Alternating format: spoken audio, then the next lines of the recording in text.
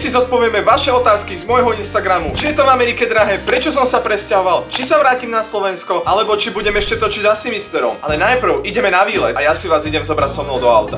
Aha, poďte s nami do auta. Sorry. Jedna z najviac pýtaných otázok bola to, prečo ste sa presťahovali do USA. Ja by som to zhrnul veľmi jednoducho. Hľadali sme nové výzvy, hľadali sme nový život, hľadali sme nové možnosti a myslím si, že Amerika to ponúka. OK, ja som práve zaparkoval, takže vás už berieme tam, kam sme vás chceli zobrať. Jedna z ďalších otázok bola, ako ste sa zabývali. Zabývali sme sa podľa mňa perfektne, veľmi rýchlo sme si zvykli. Jetlag nebol nejaký problém pre nás, lebo my sme ho reálne zvládli asi za 2 dní, takže to bolo úplne super. A už keď sme sem prišli, tak tu bolo celkom teplo, čo je super, že vlastne teraz je február a svieti tu slnko, niekedy tu občas sprchne, takže je to také 50-50, ale vôbec tu nie je taká zima ako napríklad na Slovensku. Je tu úplne parádne. Ďalšia otázočka bola, aké máme auto. Toto je naše auto, Honda Accord. Samozrejme ešpezetku vám nechcem ukazovať, ale je to takéto šikovné autíčko, takže máme tu takéhoto rýchleho tátoša. A čo sa týka nejakej výbavy, tak to má úplne asi základnú výbavu, lebo ja som si sem musel z Amazonu kúpiť takýto displej, ktorý je vlastne na navigačku a výbava je tu úplne basic, vlastne cúvacie senzory, hej, ale má to elektrické, sedačky to musíš precítiť. Klasika je to automat, lebo čo iné by si mal v Amerike, len automat, takže aspoň máme zatmavené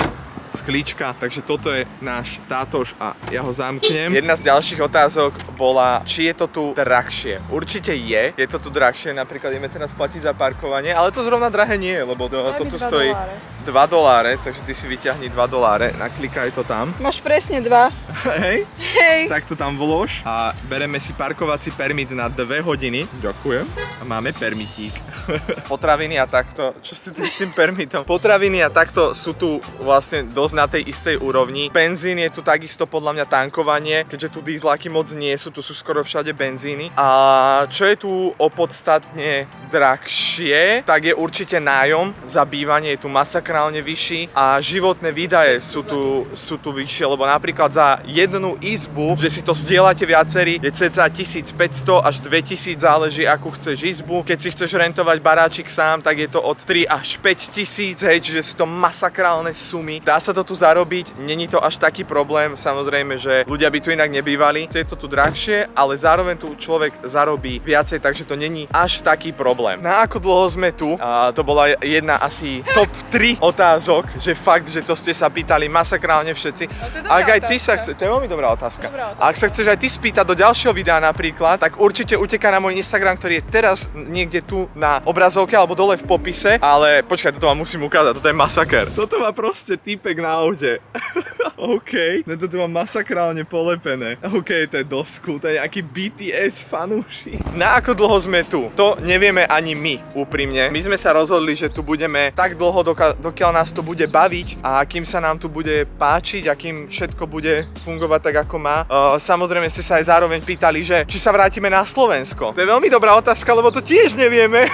Zatiaľ sme tu veľmi spokojní, sme tu veľmi šťastní a pokiaľ čo sa týka nejakých návštev, tak skôr budem preferovať, aby ľudia chodili za nami a nie my na Slovensko. Keby aj máme ísť naspäť do Európy, tak asi ideme nejaké Švajčiarsko, Fínsko alebo Portugalsko než Slovensko. Určite, Slovensko už pre mňa neevokuje žiadnu takú emočnú proste ťažbu, alebo neviem ako to nazvať, lebo proste Slovensko pre mňa není až taká krajina, do ktorej by som sa proste chcel vrátiť. A to ma rovno vlastne privádza k tomu, že koľko sme tu leteli. To bola tiež veľmi jedna z dobrých otázok. Leteli sme, pôvodne sme mali letieť 12 hodín, lenže sa niečo vo Helsinkách, čiže vo Fínsku pokazilo. Nevedeli naložiť batožinu, lebo sa im auto nevedelo na lade pohnúť na letisku. Tam bolo tak strašne veľa snehu, však tam bolo -16. Tam bolo nejakých -16, proste keď sme prišli. A im sa to auto zaseklo na lade a my sme mali AirTag v batožine, takže my sme presne videli, jak to auto stojí na letisku. Jo. A nevie sa dostať k lietadlu. A keď sa po 2 hodinách dostali s batožinou lietadla, tak zistili, že musia celú batožinu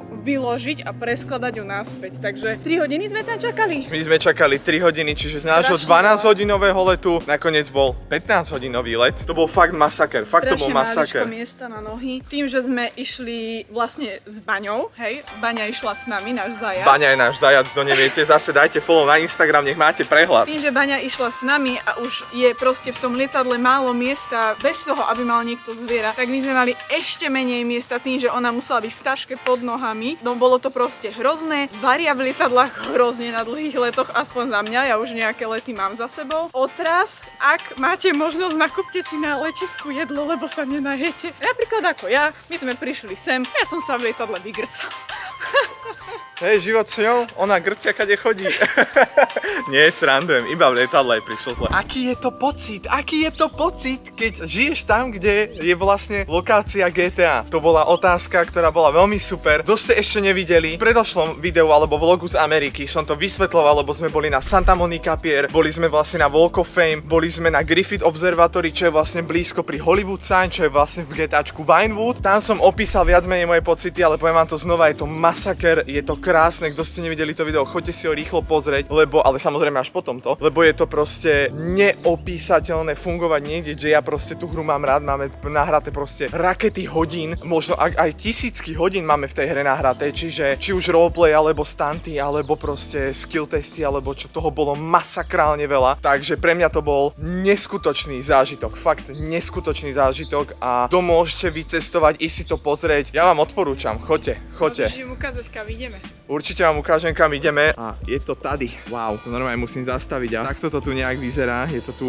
Ešte nie sme vo finálnej destinácii. Toto sme všetko prešli, ešte tam ďalej, ale je to tu fakt masakrálne krásne. A krásne tu vidno oceán. Takže sa teším, ako vás tam teraz zoberiem a zodpovedáme si ďalšie otázky. Otázočka, či ešte s Asimisterom niekedy budú videá, alebo či budeme hrať online, alebo točiť. Samozrejme budú, nezúfajte, nájdeme spôsob, ako prežiť ten 9-hodinový posun, lebo u nás, keď je napríklad 10 ráno, u vás je 7 večer, takže 9 hodín posun je fakt masaker a je ťažké sa nejak zosynchronizovať, lebo keď vy spíte, tak my fungujeme a naopak. Určite videá budú, len už nebude asi toľko, koľko ich bolo predtým, keďže je to trošku také náročnejšie, ale netrápte sa teraz s videami, užívajte toto video a užívajte tento výhľad. Išli ste za snom, biznisom, lepší život. Ja si myslím, že asi tak všetko dokopy, že chceme vyskúšať lepší život. Pre mňa ísť do Ameriky bol vlastne taký sen a zároveň, ako som už spomínal predtým, dá sa tu lepšie zarobiť a je to tu 100-krát lepšie, aspoň v mojom ponímaní. Nevrajím, že to na každého musí tak platiť, čiže išli sme vlastne tak za všetkým. Ako sa tu žije? Žije sa tu perfektne, ja to tu mám fakt rád, či už to teplo, ako som spomínal, alebo všeobecne. Zároveň veľmi dobrá otázka, akí sú tu ľudia povahovo? Všetci sa usmievajú, všetci sú zatiaľ milí, nemali sme nejakú veľmi zlú skúsenosť, ešte sa mi to vôbec nestalo. Väčšinou sú nepríjemní z nejakého dôvodu, ale takže na seba, na nás ešte nikto nepríjemný nebol. Ľudia sú tu fakt vysmiatí, milí, pozdravia, pomôžu, poradia, keď treba. Čiže zatiaľ mám len perfektnú skúsenosť a verím, že aj zvyšok Ameriky je taký a není to len moja skúsenosť. Nemal som takú skúsenosť na Slovensku, bohužiaľ, takže túto veľmi oceňujem. A ja si myslím, že sú tu milí. Pokiaľ inak nie je vo videu otázka, ktorú si mi písal na Instagram, tak to absolútne nevadí, lebo mi napíšte teraz dole do komentárov, či by ste chceli ešte viacej takéhoto typu kontentu. Ak to neviete, tak sme na Salt Creek Beach v Kalifornii. Keď sme vás brali na výlet, moja priateľka mi práve pripomenula, že som vám to absolútne nepovedal. Spravil som veľkú chybu a tá chyba je, že som si dal tepláky a je tu extrémne horko, takže to bola tá chyba. A obrovské vlny, wow!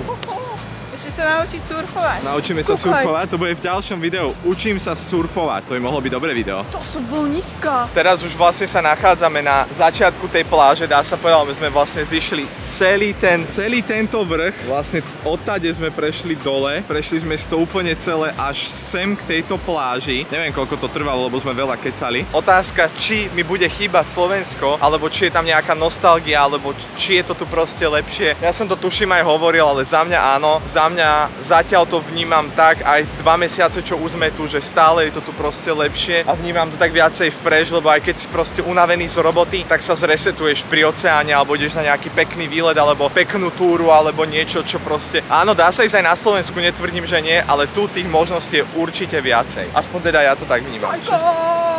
Preletela.